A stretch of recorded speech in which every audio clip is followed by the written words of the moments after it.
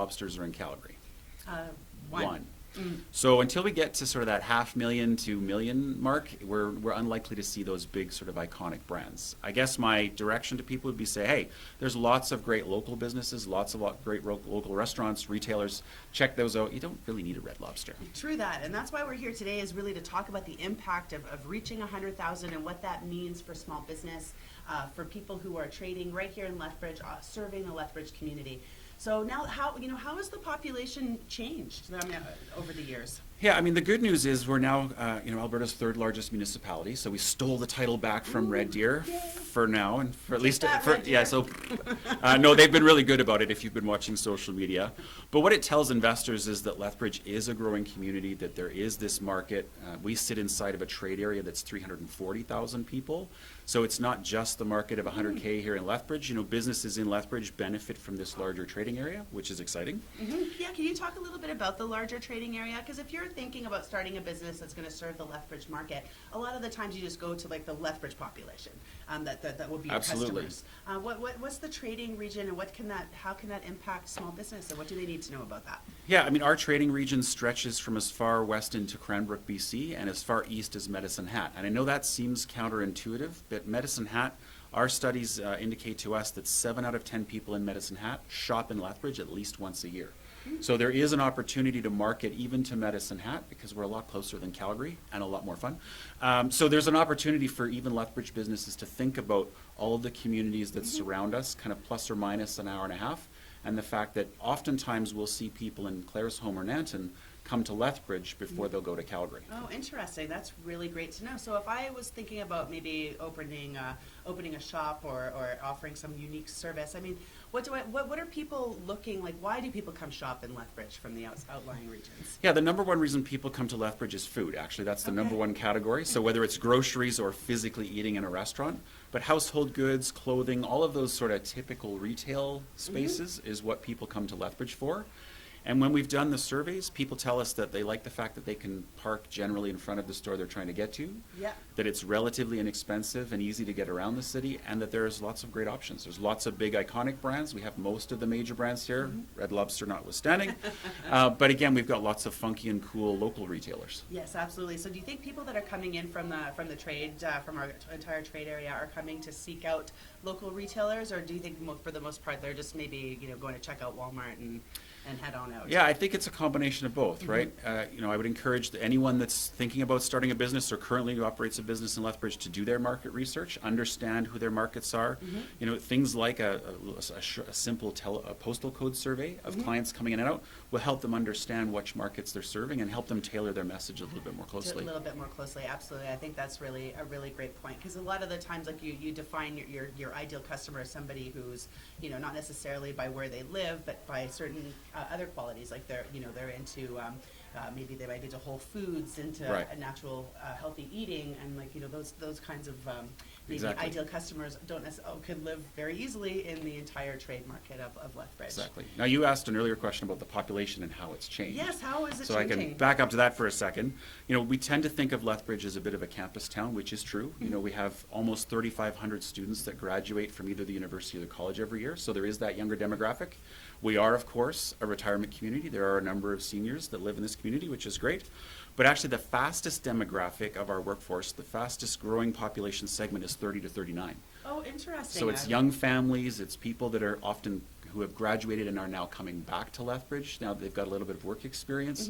So that's why investments like the new ATB Center, leisure and community facilities are important to kind of appeal to that demographic. The people that are coming in to maybe start their families. Exactly. And if you're starting a family, that's usually a great indication that you're laying some roots. Exactly, and hopefully you'll be here for a long term. For a long term, yeah, and not just staying for a couple of years. Because I know Lethbridge is a bit of it's a bit of a nomadic town. There's a lot of transients that come in and out, and I know that the university and the college has some to do with that, and the students, of course. But it's not just that. I've also, my own experience, I've met so many people that are in the arts and that, or in different academics that come to Lethbridge, stay for a year or two, and then maybe go off to have their journeys into other communities, other cities.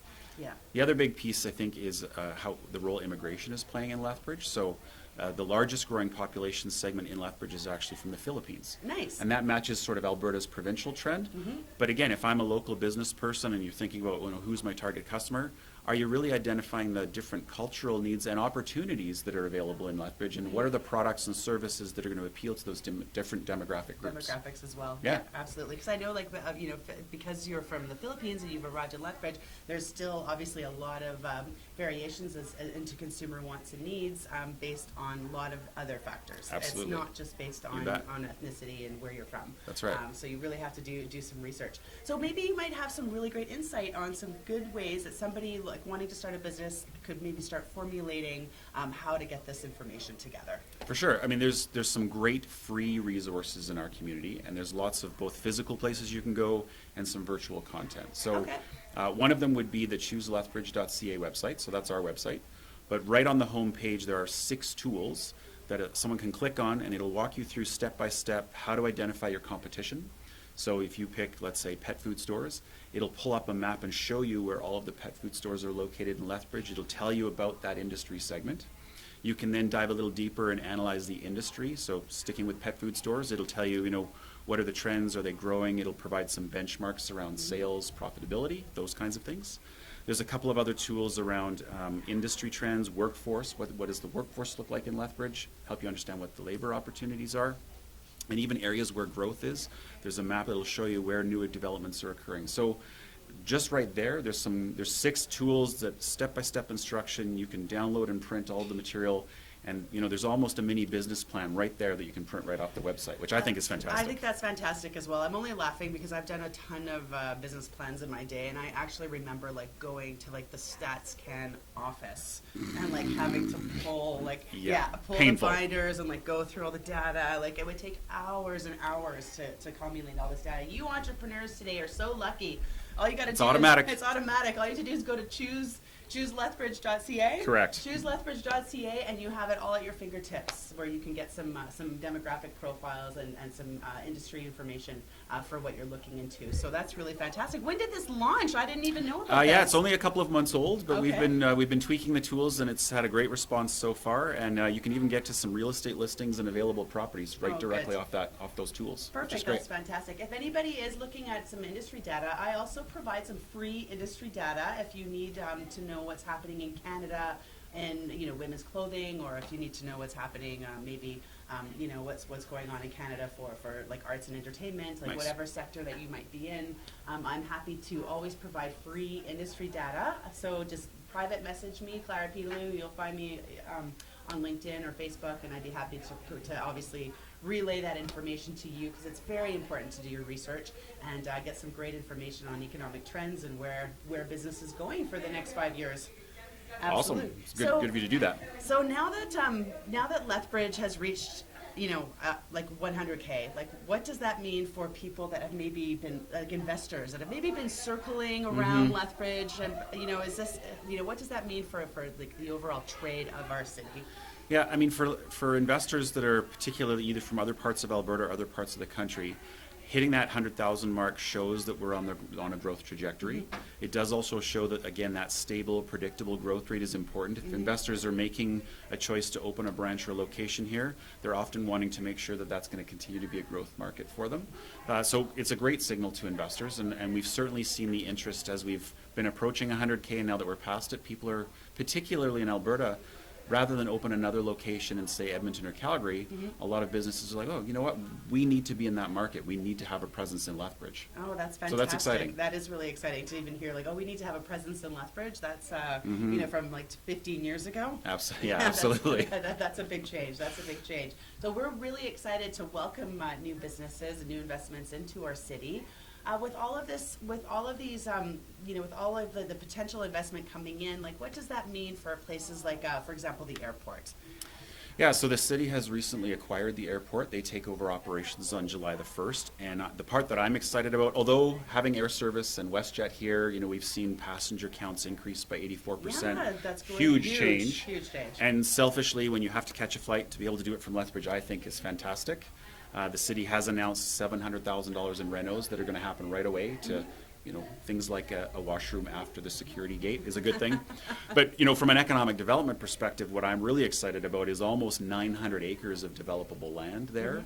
So we can really focus on what are those aviation-related businesses that need access to a runway, but also perhaps like a distribution hub need access to our great highway system, that we now have an opportunity to market and specifically try and develop. So I think that's a fantastic opportunity. I think that's a really fantastic opportunity too, especially if you're like a small local business, maybe that you're assembling or manufacturing a product. One of the challenges is getting it out of Lethbridge, to be able to get it to your markets. And so with the city acquiring the airport, there's some strong potential that there'll be some new ways to get product out of Lethbridge. And both airlines have upgraded the size of aircraft serving our market. So there's actually now cargo capacity, which didn't really exist before. No, cargo capacity did not exist it was before. A little bit challenged.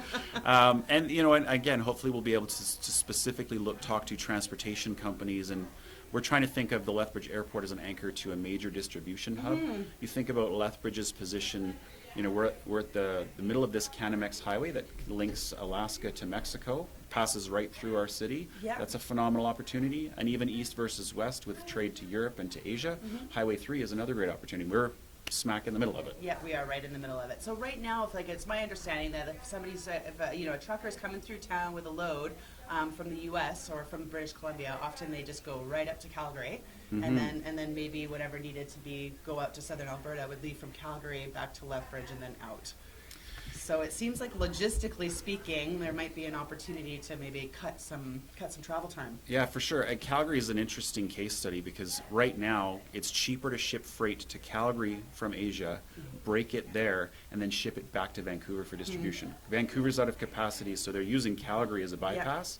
Well, I smell an opportunity there. Calgary's a major hub, but if Lethbridge can be the sort of extra capacity and swing location for Calgary, I think we can market ourselves. We're never going to be able to compete with Calgary directly. No, and I don't think that would be the point to compete with Calgary. No. Because there's just no point. But we can certainly leverage our strengths and provide a different alternative for the niches where we play. Yeah, that's really exciting. So that means that there's a lot of trade that's flowing through Lethbridge, which is a fantastic thing to know if you're thinking about starting a small business here in our community. So with Lethbridge reaching like 100K, like what does that mean for just the small? What kind of advice or maybe a story you might have to relay to somebody who's just serving the Lethbridge market, and like now that this population growth has happened, how can they maybe capitalize on it, and how can they benefit from it moving forward for the next 5 years? Yeah, I think it's always prudent for local business owners to be revisiting their strategy on a regular basis, whether it's once a year or more frequently than that. But we now know that we've reached this threshold. We're going to continue to see strong, steady growth. We know immigration is going to continue to play an increasing role in that. We know we're a college town. So, if you're looking to change your business, grow your business, first of all, take some time to understand the market, what's really happening. And more importantly, how do you then take advantage of that? So does your product or service speak to local residents? Is your brand, well known? Are you out there in the community? Are you involved? How do you get more aware of what's going on around you? And I think it's really important that entrepreneurs always be constantly looking at their strategy and updating and making adjustments. Yeah, I would agree with that 100%. Because I know, when you write your business plan when you first start, it's actually quite fun to revisit that business plan 2 years later. See what you did or didn't accomplish. Yes, exactly. Yeah. And see where you were really out to lunch and where actually you missed opportunities in the business plan. Because now that you don't know what you don't know. So once you're in business for a year or 2 years, you actually start to really have a better understanding and are able to identify where your business needs to go much more clearly. So I think that's fantastic. Well, can I change gears here a little Absolutely. bit? Okay, so I would love to learn a little bit more about Tech Connect. Okay. And what that means for our community and how what's going on over there. Perfect. Yeah, so Tech Connect, as I said, is a technology incubator that we own and operate. And the idea behind that center is to provide office space, incubation space for companies that perhaps were working out of mom's basement or their kitchen and get them into a professional space, but more importantly, where they can interact with other entrepreneurs that are like-minded. So we also use Tech Connect as a hub for entrepreneurship. So we run a number of training courses that generally speaking are free and available to the whole community, whether you're in technology or not. And so we run things like business model canvas, how do you start a business plan, marketing, HR basics, financing, And the great thing about Southern Alberta is we have this network called the Regional Innovation Network of Southern Alberta. So it's this really long title with a crazy acronym called RINSA. But RINSA includes a number of partners, and all of those partners are at the table to help entrepreneurs. So the great thing about that network is if you come to Tech Connect, you attend a class, maybe we can't help you, maybe the service you're looking for is maybe not exactly what you need. There's usually one of our other partners around the table that we can refer you to. So for example, you come to us, maybe you're not quite bankable, traditional bank has probably turned you down, but you have a really solid business plan, then maybe Community Futures is the place to go. Well, Community Futures is one of our partners. Or maybe you've got a solid business plan, you're well financed, but you're really having trouble networking. Well, then the Lethbridge Chamber of Commerce has some great events and some great programs. We can send you that way. So it's really about this, more than Tech Connect itself, it's about the network. It's about all of the players that are essentially all here to help entrepreneurs move forward with their business. Yeah, absolutely. Would you be able to share a journey of someone, an entrepreneur who went through the incubator at Tech Connect, and kind of where they started from and how they got into Tech Connect, and then what that did for their business? You bet. So, I mean, we've existed at Tech Connect since about 2011, and in that time, we've graduated 16 different companies, and about 200 jobs have been created by the center. Wow. So that, in the tech sector in Lethbridge, that's huge, right? That is huge. And I would call one of the poster children Rick Johnson from Autovance. So Rick started with us about 5 years ago. He was working out of home. You know, he had a great tool that helps automotive dealerships sell more product and understand their business better. And he was working from home, like I said, working basically from a very complicated Excel worksheet. And he was selling this to dealerships, and it basically allowed them to manage inventories and manage the selling process. So over time, he got an office in Tech Connect. We started with a couple of employees, attended our programming, met with our business advisors. He was able to qualify for some vouchers through Alberta Innovates. So Alberta Innovates has a technology development advisor in our building. So she's there to meet with people and help them navigate Alberta's somewhat complicated commercialization process. But over time, he grew from just himself working at home. Within 3 years, he had 9 employees and actually outgrew the space in the incubator, which makes me sad because we always hate to see people go, but that's kind of the point, is after a period of time, we need to see them graduate to their own space. Exactly. So he now has a great office in the W.T. Hill Business Park. I think he's up to 10 or 11 employees, and he was actually recently acquired by Qualcomm Technologies. So still working in the business, but he has now been acquired by a much larger organization. So a great local Lethbridge success story. Yes, it is a great local story. So what qualities did he have? Like, what was it that set him apart from the rest? Yeah, for people that know Rick, I mean, he's very energetic. He's always positive, which I think is a big driver. You need to truly engage, and he loves what he does. He loves interacting with his clients, and he's retooled his product countless numbers of times, right? So he was always open. Always open to adjust course. And you know, the car selling business sounds like it might be pretty boring or pretty stable, but let's face it, there's been a huge consumer shift around, is it SUVs, is it small cars, is it electric vehicles, is it lease, is it buy? Even that industry that we sometimes think of as perhaps more traditional retail has changed a lot. So Rick's had to upgrade his services and his products. And is it app-based? Is it web-based? What does that support look like? So I think, like most successful entrepreneurs, he's really listened to his customer, which in this case is a dealership, and really adjusted his offering to match their needs, which is key in business. Which is key. So really being a fantastic detective. Absolutely, like sleuthing those things out. What are some of, with your experience working with entrepreneurs, what are some other qualities that you see in entrepreneurs that really distinguishes between keeping a product kind of on the ground until launching something? You know, there are many successful entrepreneurs, but one of the things I think that sets the winners really apart is knowing their limitations, right? So entrepreneurs, of course, when you first start out, you have to do everything. You are all the things. You're the chief financial officer, you're the salesperson, you're the operations person. But as your business grows, many entrepreneurs know that either they're not really good at the finance part, so they'll find the right person to do that.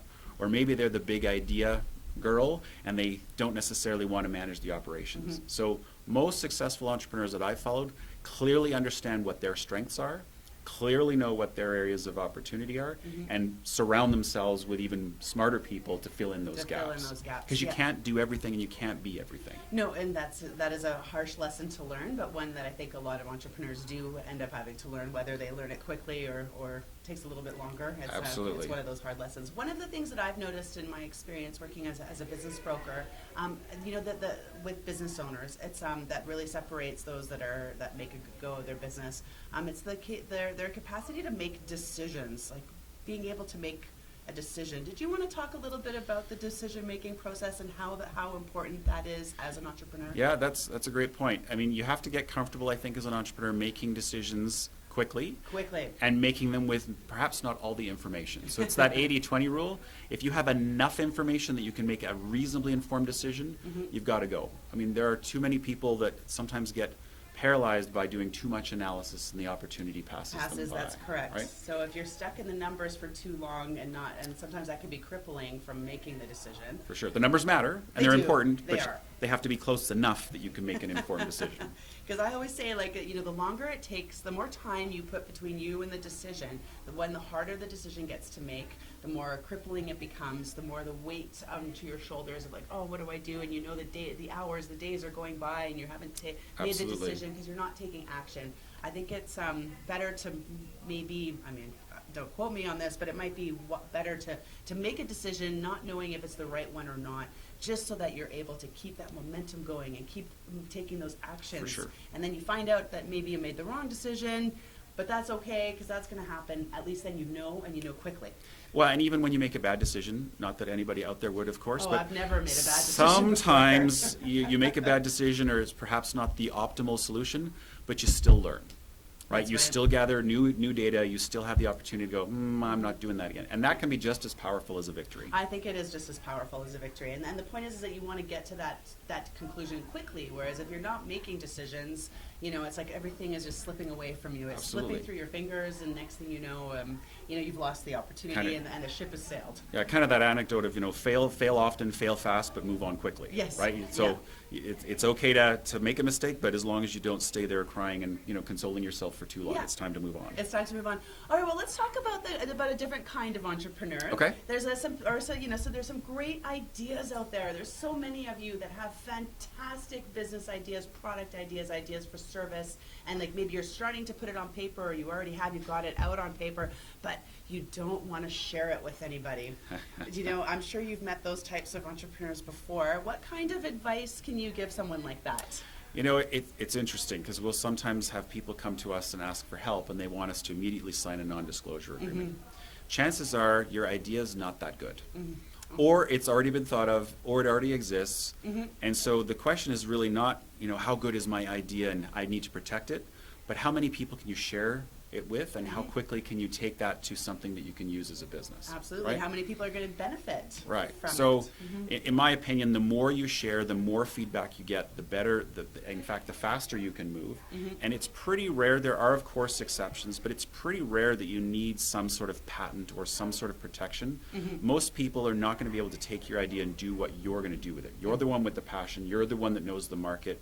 Even if someone steals the idea, they're unlikely to convert it into the same opportunity that you would. I would agree with that 100% because you have that emotional connection to your idea. Absolutely. It's yours. And, somebody's not going to have that same attachment to it and not going to have the same motivation and not going to want to bring it to the same group of people that you do.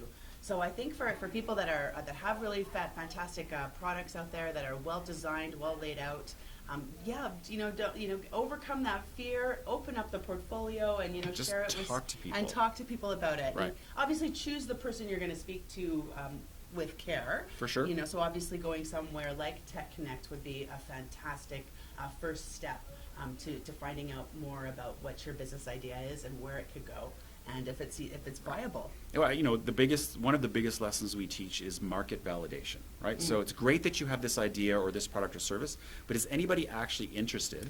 Yeah. And are they willing to pay for it? Is perhaps a better question. So, pick 20 people that you trust, family, friends, neighbors, other people in the industry, and just say, all right, here's my concept. Would you be willing to pay, and how much? And does that align with sort of your expectations? Start there. Yeah. Just verify that people are in fact willing to fork over cash for your concept. Well, that's kind of a harsh reality sometimes as an entrepreneur. You think you've come up with this really fantastic product, and you're like, people are going to pay like $399 for this. Absolutely. But then once you kind of go and present it to people, they're like, yeah, maybe I'd pay like $49.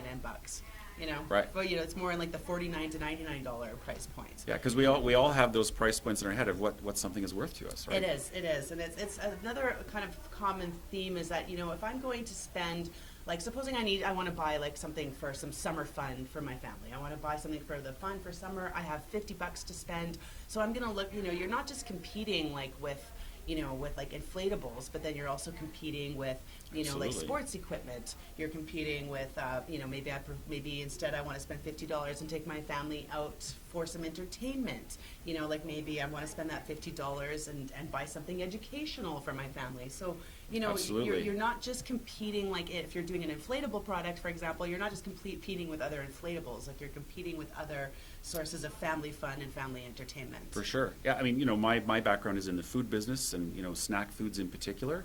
And more foods are competing across categories. So people traditionally don't eat breakfast anymore the way we used to define it. So it's become more about snacking. So even sort of more traditional businesses are having to compete across sections they never ever anticipated. It's very much the same thing. Absolutely. Well, that's great. I'm glad you brought that up because I wanted to talk to you a little bit about the future of Lethbridge and food processing, because there's a lot of entrepreneurs in this region that have really fantastic ideas for healthy food, food products.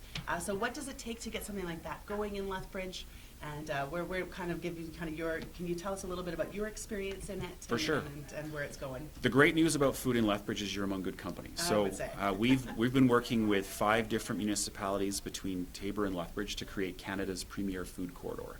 So that has a separate website. That's a particular brand we go to market with to attract investment. But there's almost 120 food processors and food companies in our region. You've got the college, the university, a federal research station that provide R&D capacity. You've got suppliers. You've got a number of different growth associations. So food is a great business to be in this region. And we always use the hashtag that Southern Alberta feeds the world. Yes. You know, challenges with China at the moment notwithstanding, we have an opportunity to supply what the world needs, right? As middle class incomes increase around the world, more and more the developing world is looking for exactly the diets and food products that we have. So there's a huge opportunity there. The other opportunity that you've probably seen if you've been to an A&W or if you've had a Beyond Meat burger is that plant-based diet, right? Of course. So people are shifting away from red meats, partly for dietary reasons and health reasons. Some people are concerned about sustainability and the environment.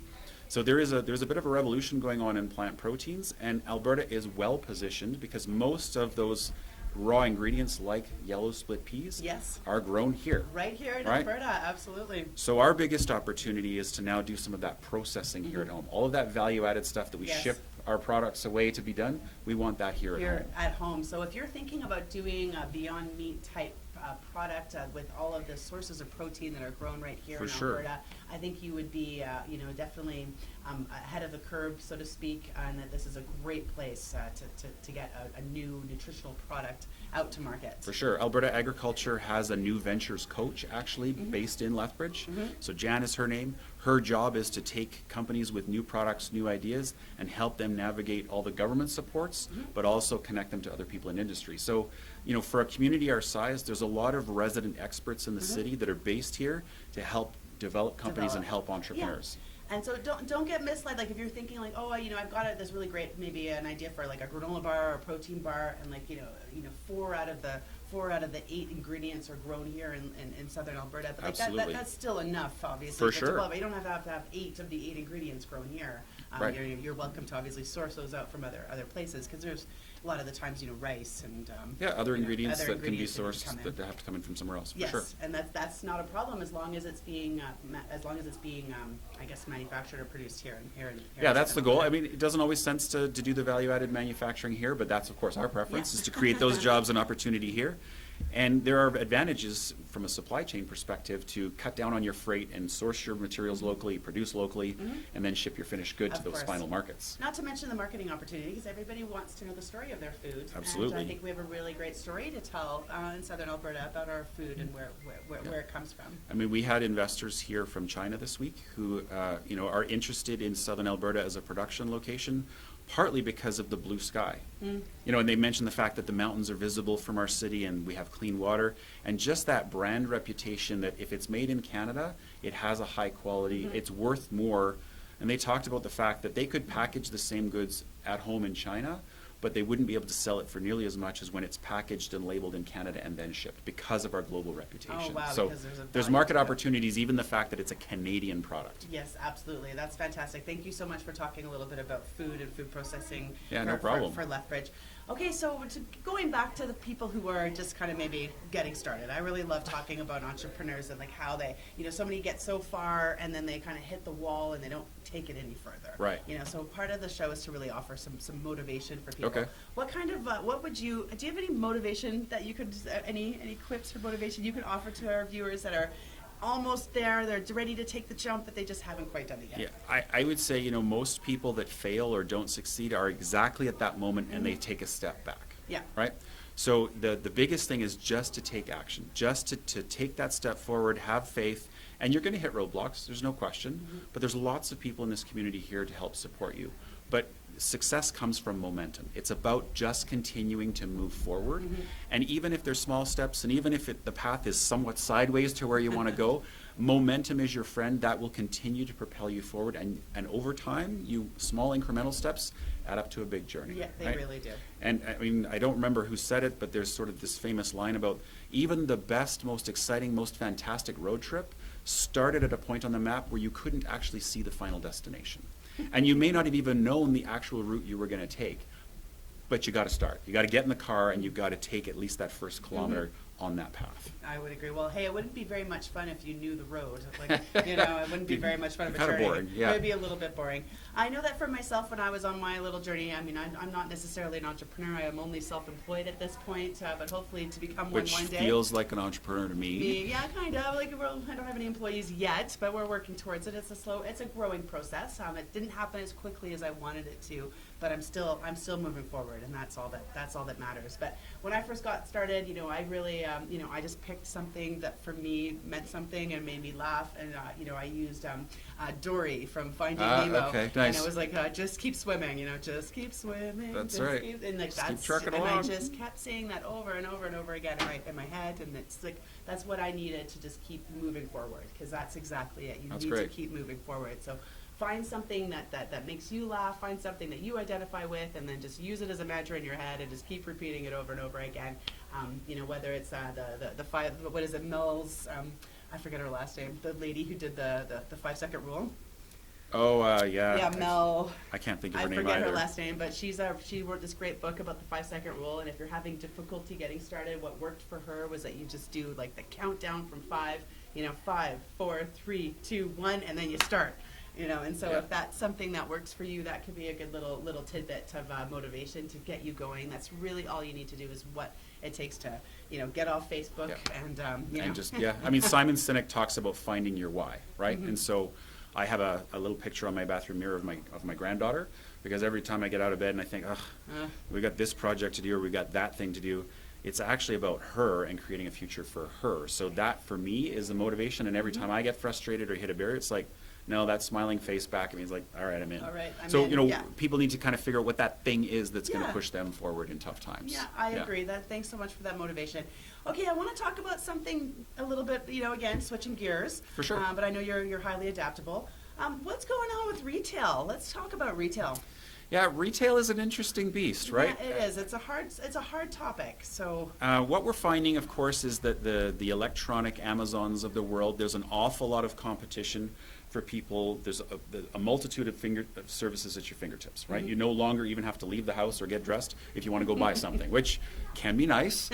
Amazon Prime. Yeah, my encouragement to people is that, it's local businesses that sponsor your minor hockey league teams. It really is. $1 spent in the local economy tends to pay back $7 between other services and local products. So there's a real value to our community for as many dollars as we can capture here.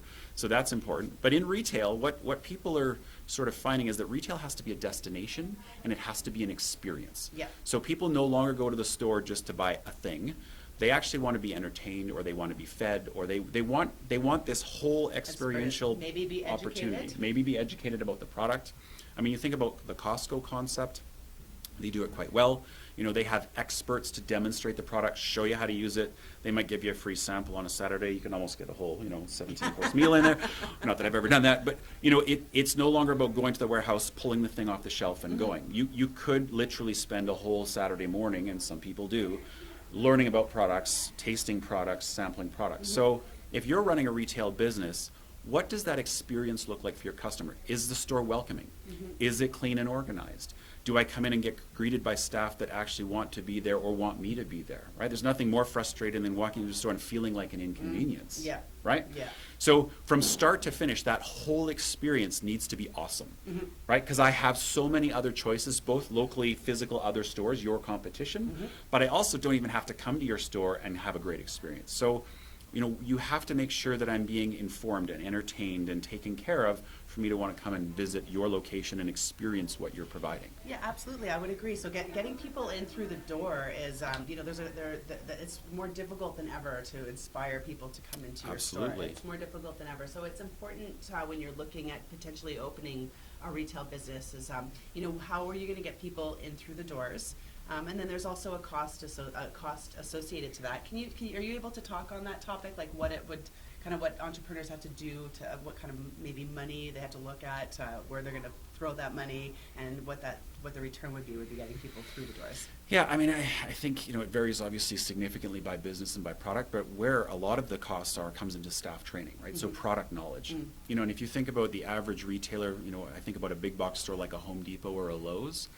The reason you go to Lowe's is not because they have lumber. You go there because someone can tell you how to affix it, what thickness you need, what size, they can cut it for you, right? Yeah. So the real cost for a Lowe's or a Home Depot is actually investing in the training and developing their people to be available and to answer those questions. So, I'd encourage people to think about how are they keeping up on product knowledge, how are they keeping their staff trained, and that cost can be enormous, especially if it's a more technical requirement. I think about computer retailing, for example. Sure, absolutely. Why do you go to the Apple Store? Because you take your device that's no longer working and you say, please, just make all my problems go away. That has value, but there's a cost attached to that, right? I don't think stores necessarily need to be fancy. You don't have to spend $100 a square foot with plush couches, but is it clean? That's a simple investment. And are the floors swept? Do I feel like the merchandise is organized and I can find what I need? There's not a lot of investment there, but it has such a critical impact on my experience as a shopper. Yes, it does. Right? What are some things that entrepreneurs can do to get people into their retail stores that maybe doesn't cost a lot?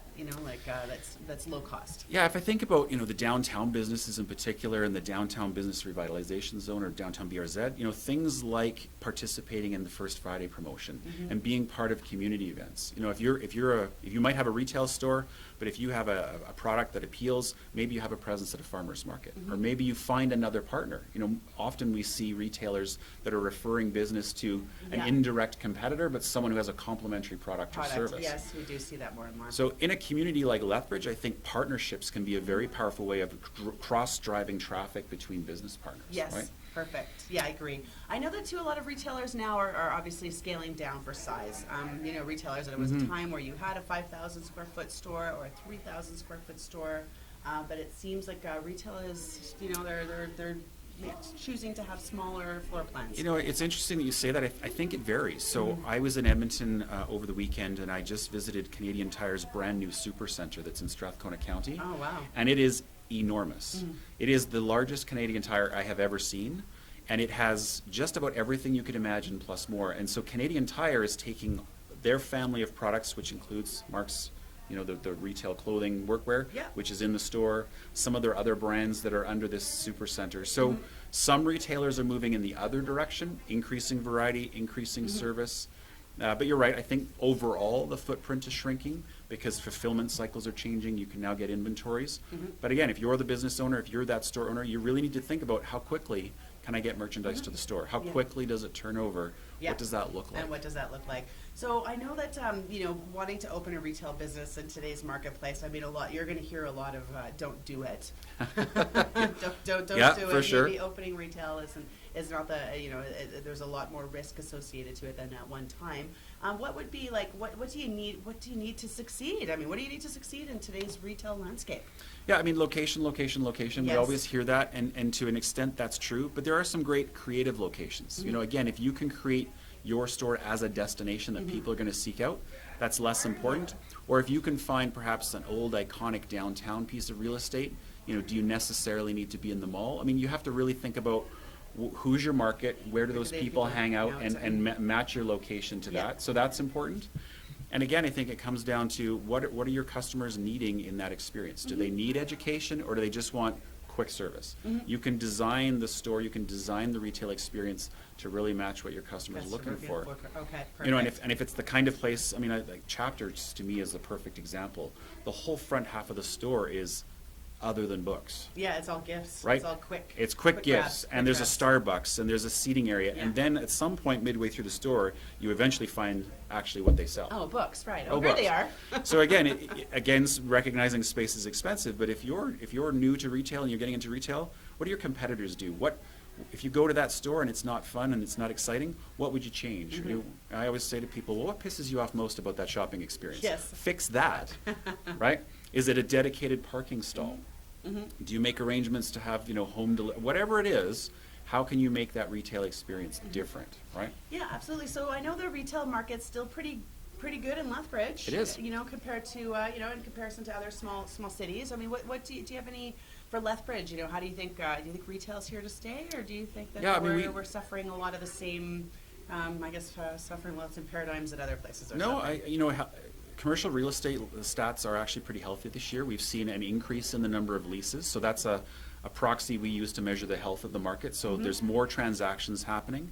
Prices are a bit stable, so actually for retail, the price per square foot came down this year versus last year. So there are bargains to be had for people looking for retail space. So that's good. So the actual physical real estate market is healthy. When we look at downtown, even though there are a few empty storefronts, the level of occupancy in downtown Lethbridge is the highest it's been in the last 10 years. So there's a very strong presence of storefronts that are full. There's a lot more traffic. That's great. The mall, Park Place, has made some investments. We've seen new brands been attracted there. Yeah. And even I think about the sort of Mayor-McGrath main corridor to the south. We're seeing new boxes, we're seeing new brands, we're seeing expansions of stores. There's really no shortage of retail in Lethbridge, and we continue to see growth. So it's a very healthy market, and it's very exciting. What you're reading and what you're hearing, and then versus the reality of what's actually happening, it doesn't sound like those are a match. Right. Yeah. I mean, most news, not just TV and just FM, of course, but most news is about selling ads, and it's about getting readers. And so headlines that shock and headlines that attract attention are really important, right? So doom and gloom tends to attract attention.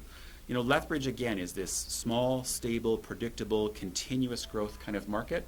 Well, that's not that exciting unless you're a business owner. Unless you're a business. Right? And then all of a sudden it's like, well, I'd kind of like that as opposed to some of the excitement. So, yeah, there's lots of good news stories out there in Lethbridge, and there are challenges, of course, in any market. And most of those challenges come from change and technology and disruption. So again, the onus is on us as business owners is to figure out how do we adapt to those things, and how do we respond? Because if you're doing what you were doing last year, chances are you're feeling some downturn, because you always have to innovate. You always have to be changing and different and adapting to the market. So at the end of the day, the market is the one that dictates how you steer your ship. Yeah, absolutely. That's really important. Good. So we just wanted to say thanks everybody for watching. We're really grateful to have all of you tune into our show and get some inspiration and some information for entrepreneurs. Just to kind of summarize a little bit, if you're an entrepreneur, you've got a really great business idea, service idea, product. Trevor, where can you go if you're an entrepreneur in Lethbridge? Yeah, I'm going to give you three websites to start with. So chooselethbridge.ca is our website. That's where you'll find the 6 tools to help you build your business plan, as well as a wealth of other information on the city. Lots of market data, lots of facts that help inform your decision making. So that's one place to start, chooselethbridge.ca. The other one is businesslink.ca. So BusinessLink is a provincial organization, and they have some amazing resources, webinars, free hand guides on how to start a business, how to get a business license, what are the rules, regulations, some of the nuts and bolts pieces that are important. So I think that's a great one. And then the other one that I would suggest is rinsa.ca. So that's RINSA.ca. And from there, you can link to all of the partners in the network. So that includes the university, the college, the National Research Council, the Chamber of Commerce, the Regional Economic Development Alliances. From there, you can navigate to all of these service providers that are The only reason we exist is to help. Is to help, yeah. So I always say to people, you know, your tax dollars are helping, in part, fund our organization and fund our services. I would much rather you use them because that's why we exist, right? So hit those websites, do your research, give some of us a call. We're here to help. Awesome. That's great. Thank you so much, Trevor. If there's any takeaway from today's show, I would say that, one, entrepreneurs need people. So get out into the community and find out learn more from the resources that are out there to help you. So make connections with with some valuable, knowledgeable people that are here to help you. You need people to succeed. And the takeaway I would say would be, just keep swimming. Yeah, just keep going. Don't give up. Don't give up and just keep pushing going. forward. Yeah, absolutely. Thank you so much for being here, Trevor. Good to be here. And thank you so much for watching Getting Into Business. I'm your host, Clara Piedalue. Have a great day, and we'll see you next week. Thanks.